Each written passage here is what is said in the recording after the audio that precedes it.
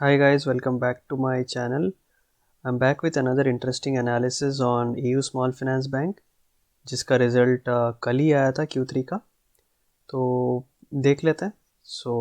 और इसके बाद हम लोग एक और चीज़ करेंगे कि एक बहुत बड़ी बैंक के साथ हम लोग इसके रिज़ल्ट को एक बार कंपेयर भी करेंगे। ठीक है, जो इम्पोर्टेंट फैक्टर्स होती है उनको कंपेयर करके देखें क्या ये इन्वेस्टमेंट अपॉर्चुनिटी हो सकती है इस रिज़ल्ट के बाद। वो सारी चीज़ें हम लोग देखने वाले आगे।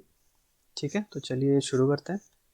So the first thing would be आप इसका जो एयू स्मॉल फाइनेंस बैंक का जो रिज़ल्ट है वो डाउनलोड कर लीजिए।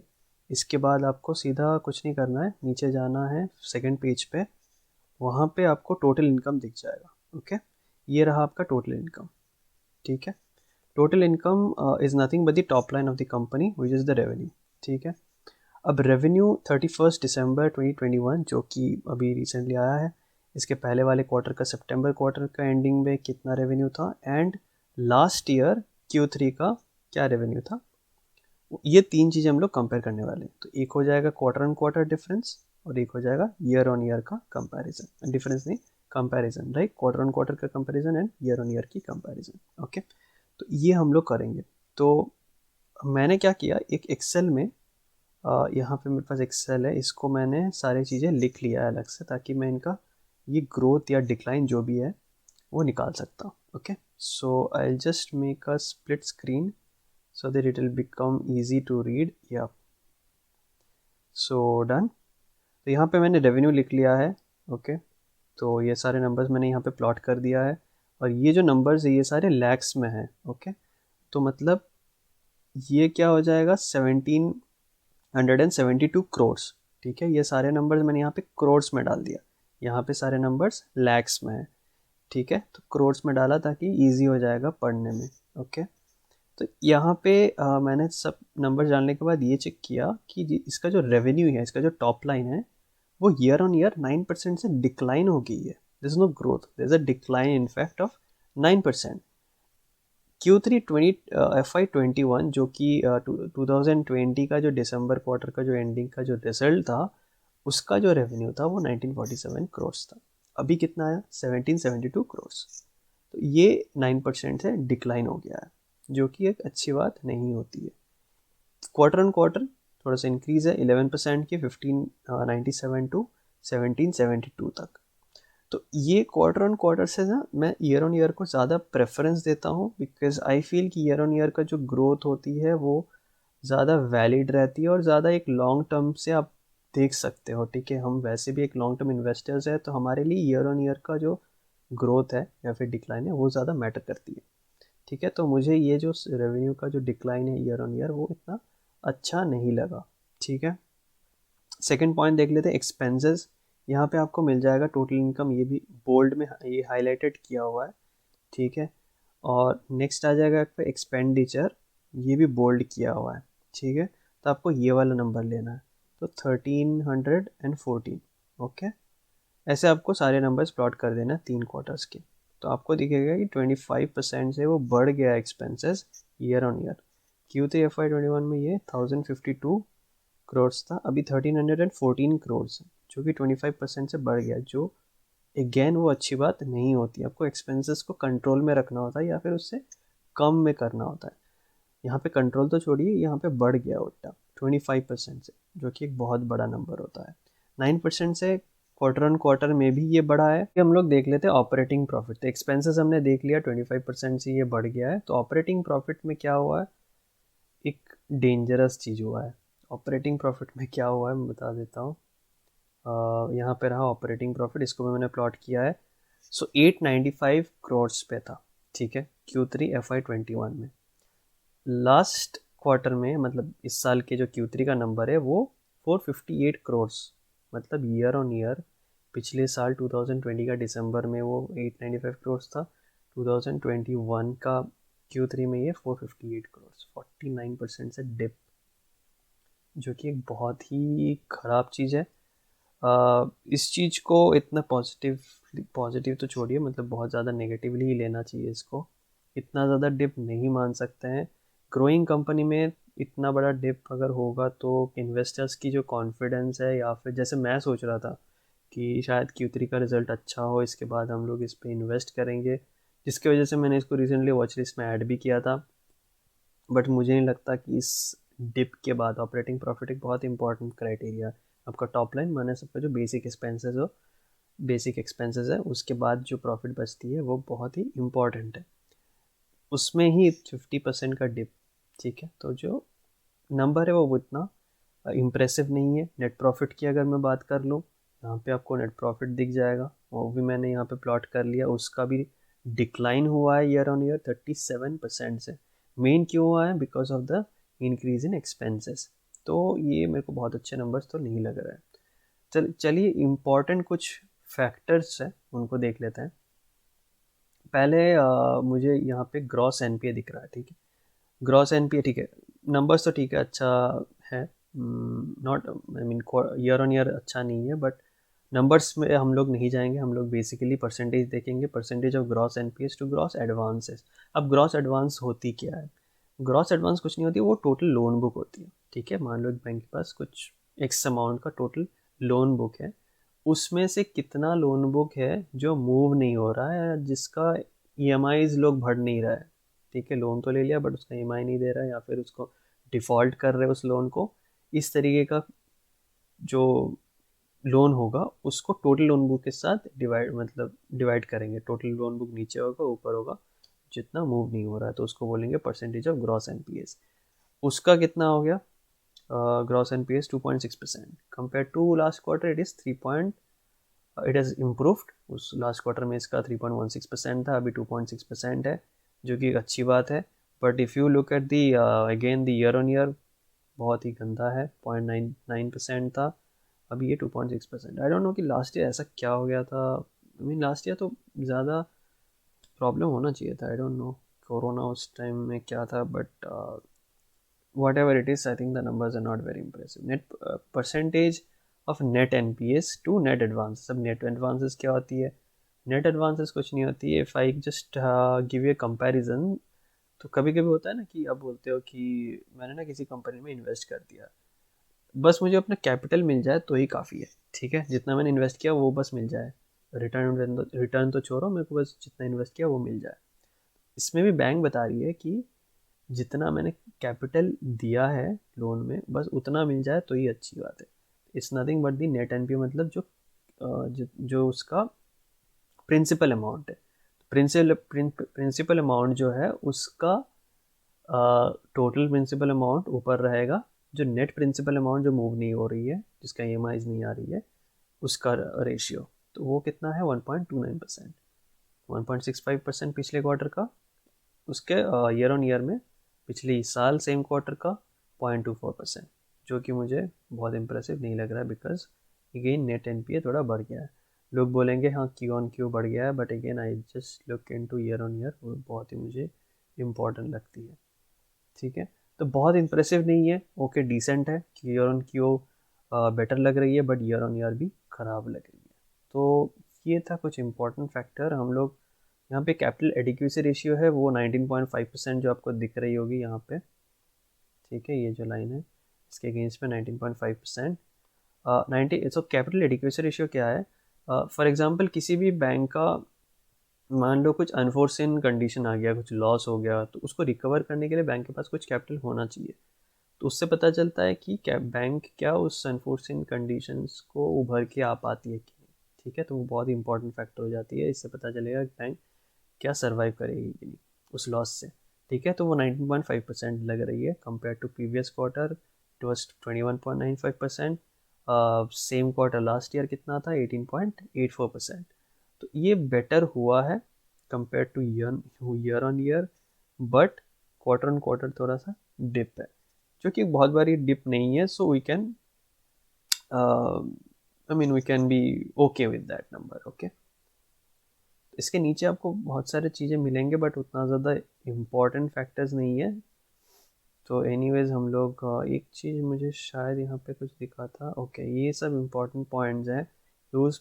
You bank deliver strong performance with Q3 FY22 PAT 302 crore. लिख तो लिया है बट हमें पता है कि 302 करोड़ जो हमने यहाँ पे नेट प्रॉफिट में दिखा है वो एक बहुत अच्छा नहीं है। Year on year it has been declined by 37%। ठीक है, तो लोग तो ये सब देख के खुश हो जाएंगे, चलो ये इतना बड़ा प्रॉफिट दे दिया, बट अगर मैं एनालिसिस करूँगा पिछले क्वार्टर पिछले ईयर के साथ तो पता चलेगा कि अच्छा है कि ख़राब है। Asset quality improved further, gross NPA reduce to 2.6 from 3.2। ये हमने देखा है, हमने बोला है कि ये डिसेंट है, but year on year again it went up, तो एक तरीके से अच्छा भी है ख़राब भी है, सो न्यूट्रल में रखूँगा इसे। कासा रेशियो, कासा रेशियो भी बहुत इंपॉर्टेंट है, मैं शायद इसको एक्सप्लेन नहीं किया अभी। तो CASA ratio is nothing but the current account savings account. तो ये क्या होता है, जब भी कोई आदमी रिटेल इन्वेस्टर मतलब आदमी मतलब जो भी है लोग, वो जब बैंक पे पैसा डिपॉजिट करते हैं तो उसके अगेंस्ट में कुछ बैंक उनको एक इंटरेस्ट पे करती है, राइट। इट कैन बी 2%, 3%, कुछ कुछ बैंक थोड़ा सा ज़्यादा भी दे देती है, बट जनरली वो हमेशा लो ही रहेगा उसके। वो एक पैसा जो दे रही है रिटेल जो भी लोग हैं बैंक को, बैंक वो पैसा यूज़ करके लोन पे डिसबर्स करती है, तो लोन पे वो लोग ज़्यादा इनकम करते हैं। फॉर एग्जांपल अगर मैं एजुकेशन लोन की बात कर लूँ, 8 to 9% की इंटरेस्ट रहती है, पर्सनल लोन में तो बहुत ज़्यादा रहती है, 12, 13, 14% के आसपास। तो ये जो डिफरेंस है, तो वो उनकी इनकम रहती है जो होती है नेट इंटरेस्ट इनकम। तो अब कासा का इम्पोर्टेंस क्या है, कासा मतलब जितना ज़्यादा पैसा डिपॉजिट होगा बैंक में उतना ही वो लोग लोन दे सकते हैं, राइट। तो उनके लिए कैपिटल ज़्यादा बढ़ेगा, तो बैंक के लिए एक बहुत अच्छी बात है कि ज़्यादा ज़्यादा पैसा लोग उनके बैंक में इन्वेस्ट कर रहे हैं। ठीक है, तो ये एक बहुत इंपॉर्टेंट फैक्टर हो जाती है। तो कासा रेशियो जितना ज़्यादा होगा, नेट इंटरेस्ट इनकम भी उतना ज़्यादा होगा।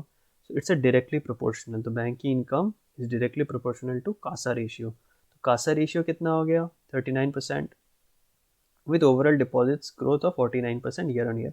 ये जो लाइन है ये बहुत ही अच्छा है, बहुत ही पॉजिटिव है बैंक के लिए। हमने बाकी जो पॉइंट देखा उतना अच्छा नहीं लगा, बट ये जो पॉइंट है बहुत अच्छी बात है। Business growth momentum continues, quarterly disbursement of 8,152 crore, 33% year on year leads to asset growth. ये भी बहुत ही अच्छा है, अभी तो देख कर तो यही लग रहा है, बट इसको अगर फर्दर एनालिसिस करेंगे तो मुझे नहीं पता क्या निकलेगा, बट आई थिंक ओवरऑल मुझे ये भी पॉइंट अच्छा दिख रहा। EU bank welcome Shri HR Khan, ex deputy governor of RBI as an independent director. बहुत अच्छी बात है, एक्स डेप्यूटी गवर्नर थे RBI का, उनको उन्होंने इंडिपेंडेंट डायरेक्टर की तरह लिया है। That's a very very positive news. CRISIL upgrades its rating outlook on a long-term debt and fixed deposit program of the bank to positive from stable। बहुत अच्छी बात है, वेरी गुड। एनीवेज यहाँ पे बहुत सारे आपको पॉइंट्स दिख जाएंगे, आप चाहो तो इसको पढ़ सकते हो। इस वीडियो में हम लोग इंक्लूड नहीं करेंगे, कुछ ज़्यादा लंबा हो जाएगा वीडियो। तो हमें वैसे भी कुछ करना नहीं है, हमें बस क्या करना होता है, टॉप लाइन देखनी होती है, रेवेन्यू देखनी होती है, एक्सपेंसेस देखनी होती है, प्रॉफिट ऑपरेटिंग प्रॉफिट देखना है, नेट प्रॉफिट देखना है। ये सारे जो पॉइंट्स मैंने बताया ये सारे इंपॉर्टेंट हो, आप खुद भी एनालाइज कर सकते हो। और क्या क्या देखना है, कासा रेशियो मैंने बोला है कि कासा बहुत इंपॉर्टेंट फैक्टर है, कैपिटल एडिक्वेसी रेशियो बहुत इंपॉर्टेंट फैक्टर है, नेट इंटरेस्ट इनकम भी बहुत इंपॉर्टेंट फैक्टर है। कासा देख लिया, कैपिटल एडिक्वेसी रेशियो देख लिया, नेट इंटरेस्ट इनकम हमने नहीं देखा है। तो मैं इसके बीच में कुछ कुछ जो पॉइंट्स दिखेंगे वो मैं बताता जाऊंगा। जैसे फॉर एग्जांपल आप देख सकते हो कि इंडिया का ऑलमोस्ट वेस्टर्न पार्ट और मिड रीजन को ही इन्होंने टच पॉइंट्स बना के रखे हैं, ज़्यादा उन्होंने कवर करके रखा है। उनके लिए ग्रोथ अपॉर्चुनिटी आप देख सकते हो कितना ज़्यादा है, कहाँ कहाँ वो लोग एक्सपैंड कर सकते हैं अपने बैंक्स को, ब्रांचेस को। तो वो एक बहुत ही पॉजिटिव पॉइंट। राजस्थान उनका हेडक्वार्टर है, उन वहाँ पे देख सकते हो कि हाईएस्ट टच पॉइंट्स है, तो ये भी 18 टच पॉइंट्स उन्होंने ऐड किया है। पिछले क्वार्टर 330 था, अभी 348 हुआ है, बहुत अच्छी बात है। सिमिलरली नीचे आप देख सकते हो बाकी स्टेट्स भी, बहुत अच्छी बात है। ROA भी डिसेंट लग रहा है, ROE 7.4% डिसेंट है। बहुत कुछ बचा है, हम नेट इंटरेस्ट इनकम देखने आए थे, राइट। वो हमें अच्छा हाँ मिल गया, नेट इंटरेस्ट इनकम। सो 820 करोड़, 30% से बढ़ गया। इसका मेन रीज़न क्या है, हमने बोला है कि कासा बढ़ेगा तो नेट इंटरेस्ट इनकम का बढ़ने का चांसेस बहुत ज़्यादा रहता है, because both are like directly proportional है। अगर मैं कासा रेशियो की बात करूँ, कैपिटल एडिक्वेसी रेशियो की बात करूँ, नेट इंटरेस्ट इनकम डेफिनेटली वो भी अच्छा होगा, बिकॉज कासा बहुत अच्छा था। उस हिसाब से देखा जाए तो बहुत ही अच्छी बात है, ठीक है। बट हाँ ये सारे ना क्वार्टरली है, क्या पता है ईयरली ये डिक्रीज हो गया है। यहाँ पे भी आप देख सकते हो कि नेट प्रॉफिट भले ही 8% ऊपर गया है, बट ईयर ऑन ईयर ना 37% का डिप भी आया है। सो हमें नहीं पता कि ईयर ऑन ईयर का क्या हुआ है, सो मे बी थोड़ा फर्दर एनालिसिस आप कर सकते हो तो उसमें पता चल जाएगा। But as of now quarter on quarter ही अच्छा दिख रहा है, जैसे पैड दिखा रहा है यहाँ पे। तो अच्छा ये तो नेट प्रॉफिट था, एनीवेज पैड भी वो बता रहे हैं कि क्वार्टर ऑन क्वार्टर अच्छा ग्रोथ था, तो अच्छी बात है। Not so bad. Net interest margin 6.3%, वो भी एक इम्पॉर्टेंट फैक्टर है। मुझे ओवरऑल बहुत ज़्यादा कुछ प्रॉब्लम नहीं लग रहा है। तो मुझे 2-3 पॉइंट्स थोड़ा सा ख़राब लगा है, लाइक सेल्स जो आई मीन जो रेवेन्यू है वो डिक्लाइन हुआ है, एक्सपेंसेस बहुत ज़्यादा बढ़ गया है, नेट प्रॉफिट बहुत ज़्यादा डिक्लाइन हुआ है। तो ये कुछ कुछ चीज़ें मुझे थोड़ा सा ख़राब लगा है। तो हम लोग एक बैंक के साथ कंपेयर कर लेते हैं, फॉर एग्जांपल HDFC बैंक, जो हमारी फेवरेट बैंक है। देख लेते हैं, आप लोग बहुत बार पूछते रहते हो कि नेक्स्ट HDFC बैंक कौन सा बन सकता है। देखते हैं AU स्मॉल फाइनेंस बैंक बन सकता है कि नहीं बन सकता। ठीक है, तो ओके, तो यहाँ पे नंबर्स इसको कंपेयर करके कुछ फ़ायदा नहीं है, बिकॉज ऑब्वियसली बड़ा बैंक है तो उसका इनकम बड़ा होगा, प्रॉफिट बड़ा होगा, सब कुछ बड़ा होगा। क्या चीज़ हम लोग देख सकते हैं, कैपिटल एडिक्वेसी रेशियो इसका भी 19.5% है। वाह, बहुत अच्छा बात है। आई मीन इसका भी हमारा कितना था, 19.5%, एक्सीलेंट यार। आई थिंक इस वे में एयू स्मॉल फाइनेंस बैंक बहुत ही अच्छा कर रहा है, क्योंकि HDFC बैंक का भी इतना ही है almost, so that's a very good thing. अगर मैं परसेंटेज ऑफ ग्रॉस NPS निकालूँ तो इसका 1.26% है, जो कि बहुत ही अच्छी नंबर है। I mean just look at that number यार। इसका कितना था, 2.6% था। तो जस्ट HDFC बैंक क्यों HDFC बैंक है, देख लो आप लोग, नंबर्स ही बताते हैं क्यों इतना अच्छा बैंक है। परसेंटेज ऑफ नेट NPS ये भी 0.3% यार, क्या ज़बरदस्त नंबर है इनका। मतलब इनका जो ग्रॉस NPA है ना, वो इनका नेट NPA जितना बराबर है। तो समझ रहे हो इनका मतलब कितना अच्छा बैंक चलाती है लोग।